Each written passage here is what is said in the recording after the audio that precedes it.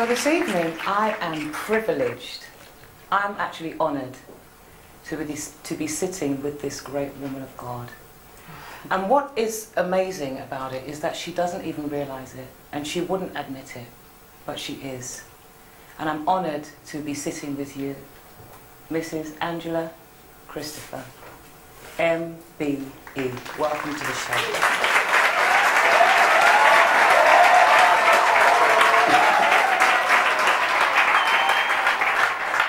Before I even met you, I Googled you, and as I read about you, I was so tearful because I read about a pastor's wife, a mother of 3, a youth leader, a mentor, a life coach, a person who has sacrificially given herself over to the work of God and is working within the prison service and is bringing so much hope into the lives of people that others would have thrown away, and others would have said there's nothing for them, and others would have just set them aside. But somehow this lady finds the time to be so loved by everyone, and yet you have time for everybody. And I thought, I'd like to meet this lady. I need to know more about her. And I would just like you to tell us how it all started. What happened at the beginning for you to be where you are now? First of all, thank you very much for that accolade. It's very humbling. I don't see myself as a great woman. I just see myself as Angela. When I gave my life to Christ at the age of 24, I said to God that I would work for him. Yes. I said I would always work for him. Yes.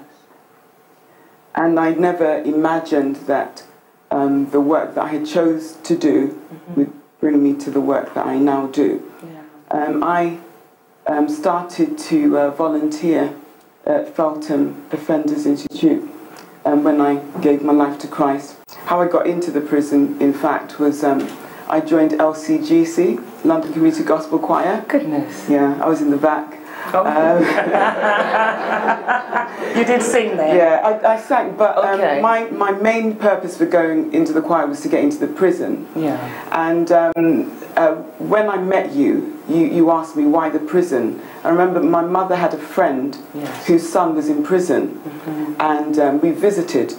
And one of the things I felt when we walked away and he was left at the table, I felt how sad that is, because he probably would have liked to have got up and, you know, gone home as well. Yeah. And that, I believe, had an impact on me. Yeah. And, you know, getting saved is one thing. I just didn't want to be sitting in the church. You know, it's good to sit in the church, but I felt that there was more to it than that. If all I had to do was to go to church on a Sunday, then there was no point. Because anything I do, I want to do, you know, with all of me.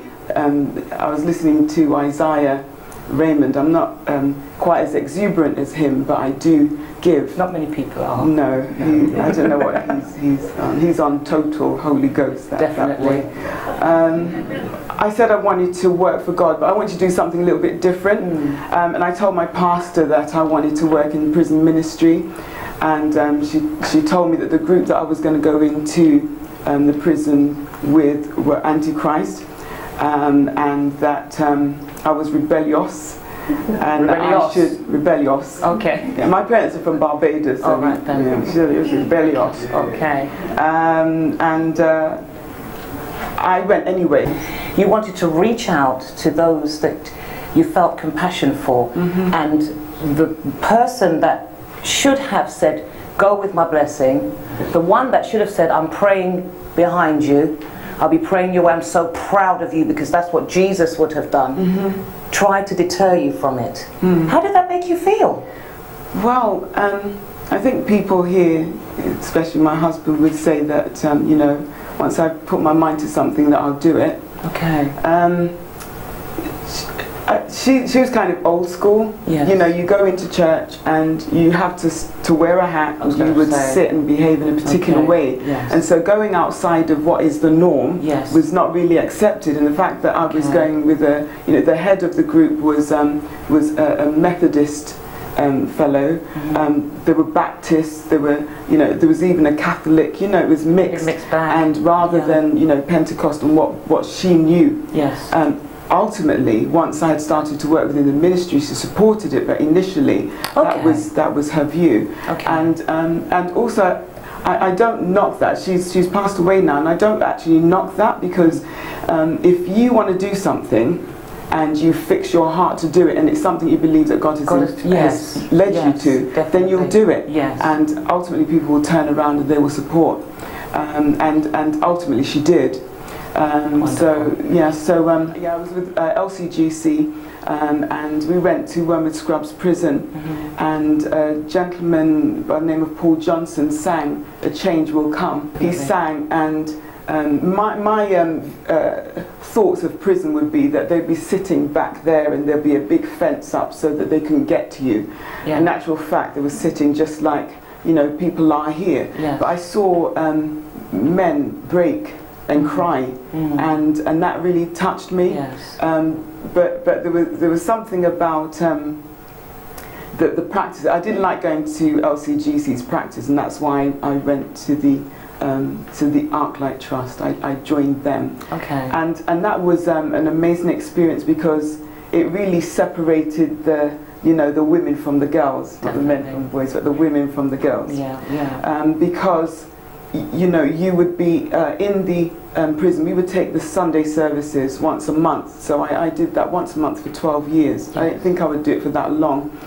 But we would take the service, and the men, the boys, there were young boys at Feltham, they would respond to the call of God from a prayer.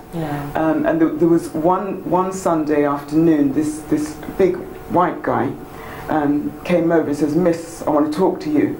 And I said, "Okay, how can I help you?" I was just little. And he said, "I want to talk to you, but I want to talk to you around the corner." And so I thought he was probably going to hold me hostage or duff me up or something. And so I did go around the corner, but I was sort of kind of doing this so that people could see me going. Okay. So that if I didn't come back, they know that you went in that direction. That's right. With that burly chap. Okay. A burly 14 or 15-year-old, I hasten to add. And I said, "Okay, son, how can I help you? What is it?" And he broke down in tears, and he said, "I want my mum. I want my mum." But he couldn't let anyone else see that he wanted his mum. I continued to visit the prison once a month, because there might just be someone that wanted a mum. And I wasn't a mother at the time, but having become a mother, I'm glad that I did that. I'm glad that I did that.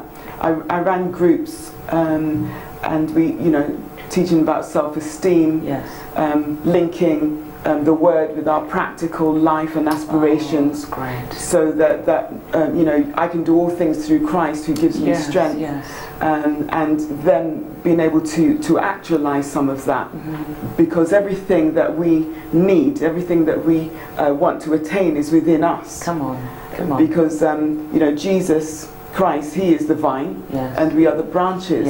And so everything that they need, everything that we want to achieve or attain is already within us. And it's about being able to nurture that. And so all I did, as rain, it goes on the outside, but it goes down into the ground through the roots.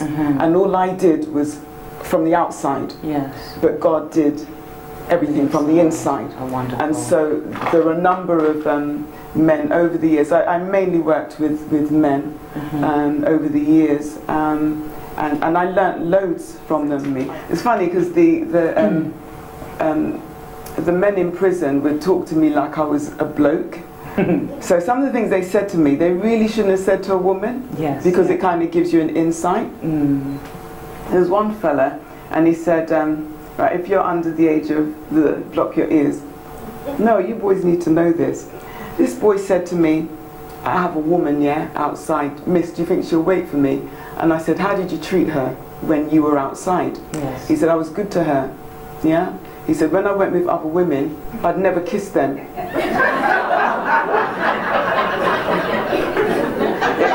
Yeah, he was serious. So, yeah, it was all right to have sex, but he would never. I would never kiss another woman. But what a perception! Yeah, but he treating a woman well. That's what he believed. He really believed it. Men, I know your number. I'm really gobsmacked. I want to know. What was your response? Well, did your jaw drop like mine did? No, because I'm a bloke too. Oh, right, I see. You're one of the guys. Yeah, they're telling me stuff. Okay, so you're just being revealing cool. Stuff. I'm putting it in a book. Okay. I believe I'm putting it in a book. but they would ask my view and opinion. Yes. And I would not have an expression. I learned not to have an expression. Yes. And I said, well, to be perfectly honest, I don't understand why you would say that kissing someone is sacred. When you have sex with someone, you spill your seed, which is a potential man or woman. Come on. That you're, dashing away anywhere, just throwing it away willy-nilly. He said, I never really thought of that before, miss. You hadn't thought about it before. So lots of nuggets I learnt. Even in terms of the environment and the behaviour, and what might have triggered behaviours. Sometimes the young men would have grown up with just a mother, and so there was no male role model, and so they would gravitate to other young men who wouldn't judge or look down at them, because everyone wants to belong. We all want to belong, and so they belonged maybe with the wrong crowd, and so prison, as awful as that might sound, would also become another area where they could belong. No one's going to look down on them because they're all the same. Having said that, there is a strata in prison. There, if it depends on the crime, you'll be looked down on the scum if you commit certain crimes. But the thing is, you can belong within that environment. Goodness me! So how did you feel seeing such young boys in prison? I'm currently doing a PhD, and my advisor read some of my work, and she described me as a good mother. And that doesn't mean that I'm a good mother. My children are here, and they probably wouldn't agree that I was a good mother. But I doubt that very much. But anyway, let's not ask them. Let's not ask them. Perhaps we'll have a word later on. But she meant in terms of mothering and taking responsibility and caring. And I remember one evening, which was my custom, after teaching a class of personal development. I'd teach a class, and then I would always go home with a box of folders, and within the folders would be the men's files with work that they had completed, ready for accreditation. And I would take them home so that I could print the front page, because they didn't have access to certain resources, and I'd make them perfect. And then when they were presented to the awarding organisation, I always said that we get 100% pass, and we did 100% pass. And one evening I was leaving, and I didn't have the box, and my colleague said, "Oh, Angela, you've forgotten something." I went, "Oh my goodness, what is it?" Because we have keys. I haven't left anything. And he said, "Yeah, you left your box." And I realised that I was actually taking responsibility. They didn't have the computer, and they didn't have the resources I had, but they had resources. And then I learnt to let go. So I let them do it themselves, and whatever they had, maybe coloured pencils, rulers, whatever, they would make it their own. And I stopped. So I believe that is a characteristic that I have. I don't know whether it's good or bad, but it's wonderful. It's part of my makeup, I think. So you really took them under your wing, and you took it upon yourself to make sure that they were learning and they were developing. And even, you said these nuggets that you're speaking about, but you became their life coach. You became their mentor. You were the one that was telling them, no, your perception of life and the things that you think are right are really not, and they're not really to be respected in society.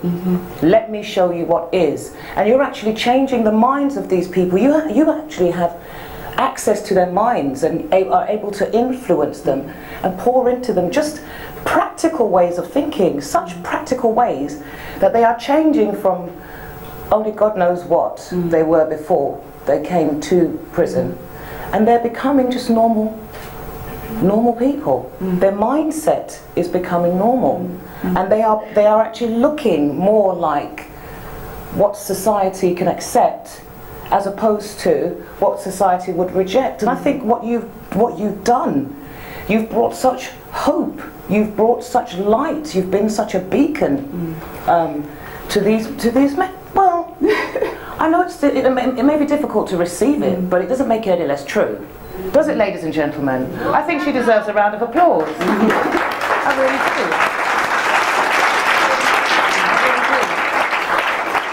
Well, you know, I know that in everything that I did, I volunteered. Yeah. The 13th year I volunteered at Women's Scrubs. The reason I did that was because I started to teacher training, and I wanted to really work at Felton, but my tutors at college really didn't want to come into a prison to observe, certainly not travelling all the way to Felton, but they thought they would come to Women's Scrubs. And I started off, my first lesson, my first formal lesson was an hour and a half. Yes. And I had 12 students. And my class finished, my lesson plan, my first official lesson plan was there for an hour and a half, and my lesson finished in 12 minutes. Wow. 12 minutes. So what did you do for the rest of the time? Well, I had to wing it. No, I didn't. I had to wing it because, you know, being in the prison within my capacity as a minister, because that's what I would say, I was a minister, and that was a vocation, because when I gave my life to Christ, I gave him me, and part of that was going into prison, and doing the formal teaching thing. I started by introducing myself, and we have icebreakers, and I introduced myself as Angela. And I described what Angela meant, angelic being, and you know, I went on to say that I was a Christian, and you know, and how I saw myself.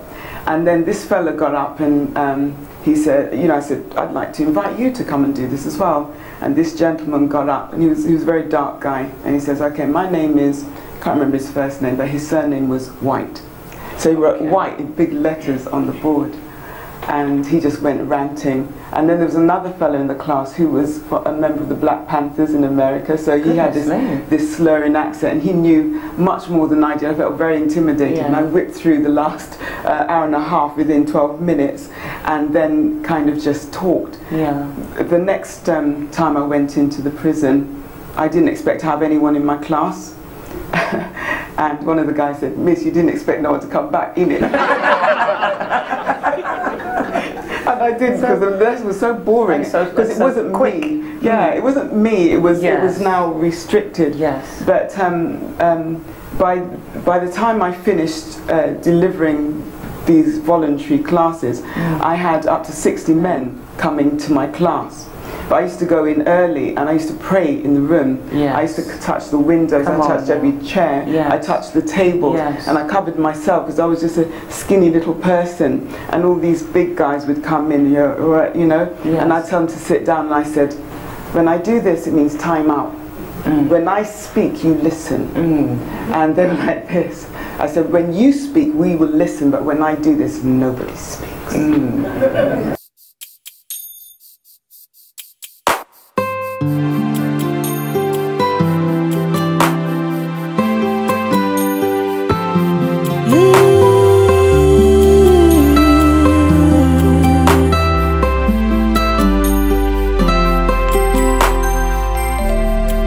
Gotta make a change.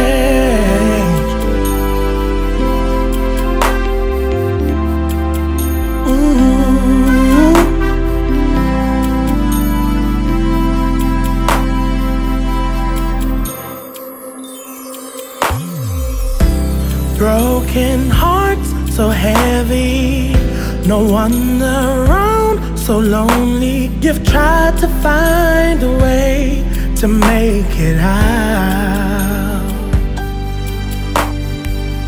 but deep inside you call on the one you know who makes you strong. Call on the Lord,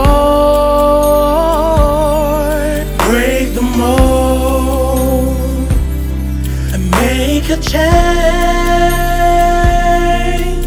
I've gotta show them how to love, to live, to dream. I've gotta live out loud, do what I can. I've gotta spread the word of life so they can live. Broken hearts so heavy, no one around, so lonely. You've tried to find a way to make it out, but deep inside you call on the one you know who makes you strong. Call on the Lord, break the mold, make a change.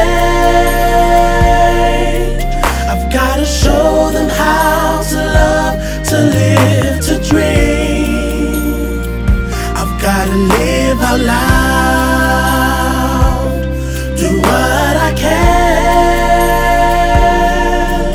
I've gotta spread the word of life so they can live. Break the mold and make a change. I've gotta show them how to love, to live, to dream. I've gotta live out loud, do what I can. I've gotta spread the word of life so they